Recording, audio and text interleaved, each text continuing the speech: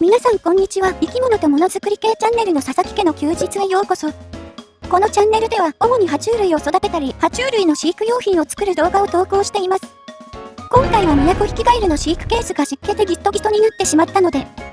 通気性を改善&小スペースな飼育ケースを自作して引っ越しした様子をお届けします。こちらは現在のミヤコヒキガエルの飼育ケースです。ミヤコヒキガエルは複数匹を同じ飼育ケースで飼育する人が多い印象ですが、以前に一緒に飼育したらオスガエルが拒食気味になったので一時的に別々に飼育しています。オスガエルはダイソーで購入した普通の昆虫ケースを使っているのですが、メスガエル分の飼育ケースがなかったのでコバエシャッターというケースを使っています。このコバエシャッター、コバエなどの小さな虫が通らないように通気口も小さくなっているのですが、その分通気性も悪くなっているためケースの中に湿気がこもりやすい欠点があります。オスガエルの飼育ケースと比べると一目瞭然ですね。右のケースは床材がいい感じに乾いていますが、左は床材がじっとり濡れています。床材がここまで濡れた状態で長時間放置すると雑菌が繁殖して不衛生になってしまうので、今回は通気性の良い新しい飼育ケースを作ってみようと思います。今回使うのはこちらのメディアボックスです。ホームセンターで1000円切るくらいでした。もともとは漫画や DVD などの記憶メディアを収納するためのケースで、幅 17.5cm、高さ 21cm、奥行きは 45cm と細長い形状をしています。だいたい青年漫画なら縦にすっぽり入るサイズ感ですね。しかしもともとは収納用で通気性がゼロなので、今回は蓋に通気口を開ける改造をしていきます。まず、蓋に 35mm の穴を6箇所開けていきます。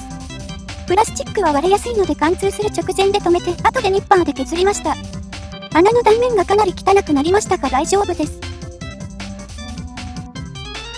完成しました。目隠し兼通気用のキャップです。このキャップは昆虫が侵入しないようにスリットになっていて、こちらのネジのところを通気口に差し込んで、後ろからナットで固定できます。通気口に部品を取り付けていきます。寸法を間違ってしまったので取り付けがきついです。なんとか取り付け終わりました。次にミヤコヒキガエルたちを移動し、水入れをセット。最後に蓋をパチリとロックしたら完成です。このケースは奥行きが 45cm なので、爬虫類棚にぴったりフィットします。内部の床面積はもともと使っていた昆虫ケースの 1.5 倍以上なので、広々と快適ですね。ついでにツノガエルの飼育ケースも同じものに変更してみました。これで爬虫類棚のスペースが一気に広くなり、余っていた水槽も置けるようになりました。今は何も入っていませんが、そのうち新しい出会いがあれば飼育しようと思います。といった感じで、今回はミヤコヒキガエルの飼育ケースを自作した様子をお届けしました。こんな小さな通気口ですが、計算してみるとコバエシャッターの 3.5 倍の通気性があるので、